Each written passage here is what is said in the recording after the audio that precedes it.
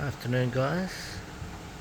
Try my best to focus the camera on a very small creature in the grow tent that I have here. I don't know if that'll ever, I don't know if it's going to work at all. But that is a praying mantis, and it's my newest form of biological control in the grow tent. And the reason I show you that little one there is because the other day I came across one of these, which many people will know is the egg of a praying mantis.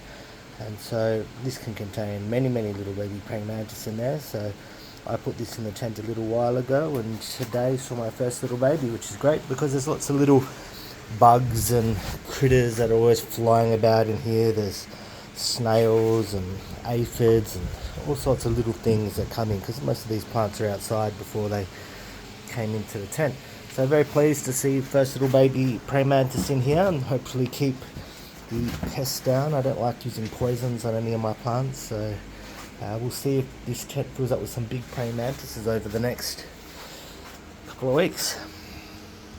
Another thing I did today is greatly expand my fig collection. So I've got about 12 new varieties of fig that I'm adding to the collection today. All of these have been potted up today for the first time, and in the next 2 to 3 weeks they should all put some leaves on, and we'll keep track of their progress as it happens. The ones I did the other day, around a week, maybe a little bit less now, I haven't put on any leaves at the moment, but I'm sure that's just a moment coming. I potted up some of my other plants in here, so some of the ones that are in smaller pots, I potted them up. Some of these jacarandas, which you would have seen originally, that were in quite small pots, a few weeks ago now I put these in some larger pots. Got a large number of these jacarandas. I was in a nursery at Gold Creek talking to the owner there a few weeks ago, and I asked him if he'd known of anyone with a jacaranda in Canberra at all, and he said yes, in a suburb called Flynn in Canberra there used to be a very large jacaranda that had been there for a very long number of years, and he said it was positioned between two houses in a bit of a position that kind of protected it from the frost, and because of that this tree lived for many years and flowered and was a really beautiful plant, even though these will struggle typically in Canberra. I've also heard that there's a jacaranda outside the Yass Visitor Centre, although I haven't actually ever got out there to confirm.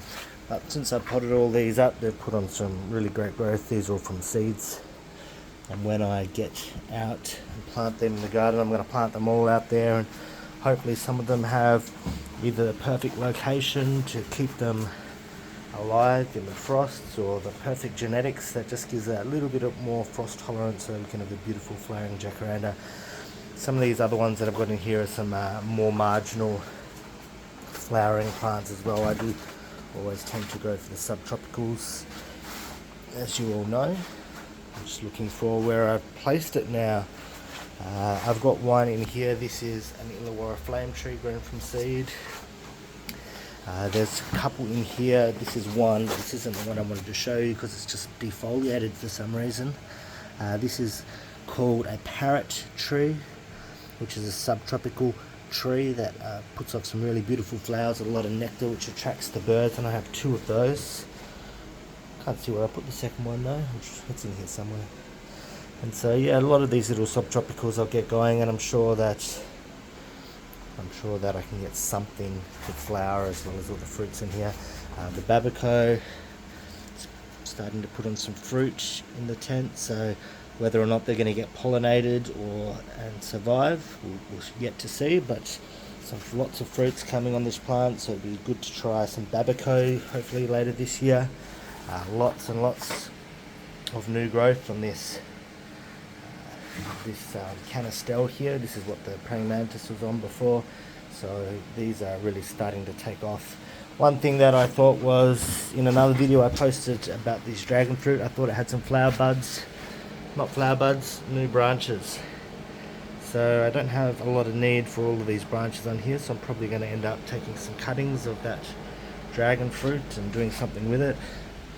Got dragon fruits down here. I don't need this many dragon fruits. This one here is all budding out along the stem as well. I'll work out what I'm going to do with that later on. Some of the plants, one of the plants that didn't survive was this one down here. This is the orange grimacharma that came from the garden looking pretty shocking, and it has not done anything, although that possibly looks like a new bud down there. I'm not certain. I think this is dead. Nah, just a bit of perlite. So this pot will be repurposed. New acquisition down there. It's a black pepper plant. So I'm hopefully going to trail that up the walls of the tent and grow some black pepper. That'll be nice. This carambola's put on a lot of size, and in fact it's starting to get a little bit tight here in the tent. It's more and more difficult to wander around and to walk around as I fill it up with more pots. Each square inch of space is slowly getting filled up with other pots. It's getting stacked on top of each other. So I think we're nearly at capacity here, unfortunately. This Rollinia in the back corner is another one that's put on a ton of growth since it's been in this tent.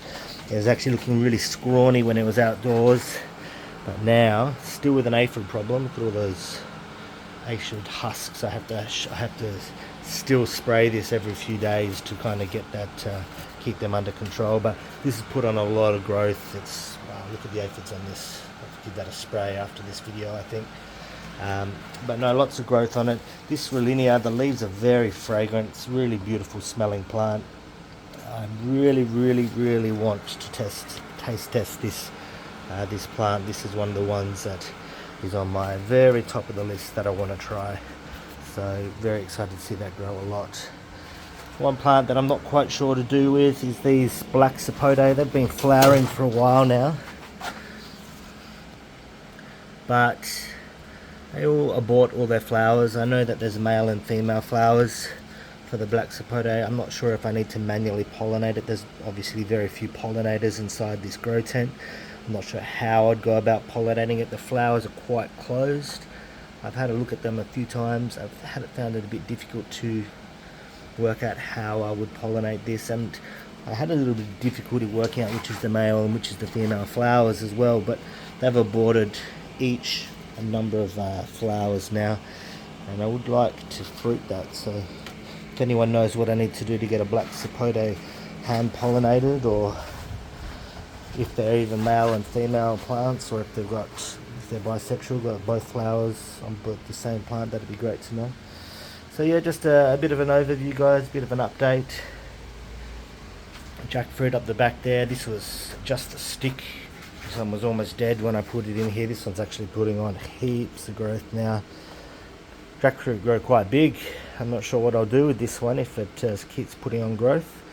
I will say though that now that they've been in here a while, the difference in soil types that I've used are really starting to show up. So this one was just a bag of cocoa based peat, and that's all I used to pot this up. It's just because I was in a rush at the time and I didn't have anything really to put in the pot. I didn't have any of my homemade stuff, so I used this, but it needs to be watered more constantly than the other plants. Even now it's looking, got to dig down a bit before you start to see that wet layer. It just doesn't hold its water. It's just, I feel like if this was in a really nice potting mix, it would actually grow even better and I'd have even better results. This is a new one that I moved in here. It's a bonchosia. It's a peanut butter fruit. So this one has put on heaps and heaps of growth. It's only been in here about 10 days. Lots of growth has come on this since I've moved it in here. This one apparently will fruit quite prolifically. There's a snail under the leaf here, get rid of that.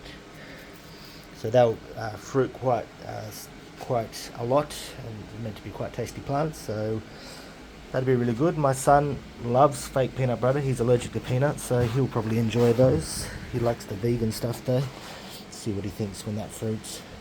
Alright guys, so that's just a bit of a random update after I've been potting around in this tent, potting up all those big cuttings over there. It was a bit of a job getting them all together, and I do like using those plastic cups because you can see straight through them when the roots are starting to develop. Whereas if they're in these pots you can't see through, you don't know if they're doing anything, they just sit there. Sometimes it takes many weeks before it starts putting on leaf growth up the top, and it's almost always the root growth starts first. So it's just nice that you can visually see the roots forming and that they're nice and strong and healthy, which is why I put those plastic cups.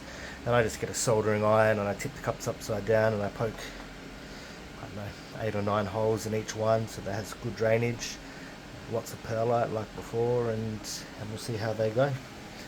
Alright guys, hope you're all having a good Easter weekend, and catch up with you in the next video.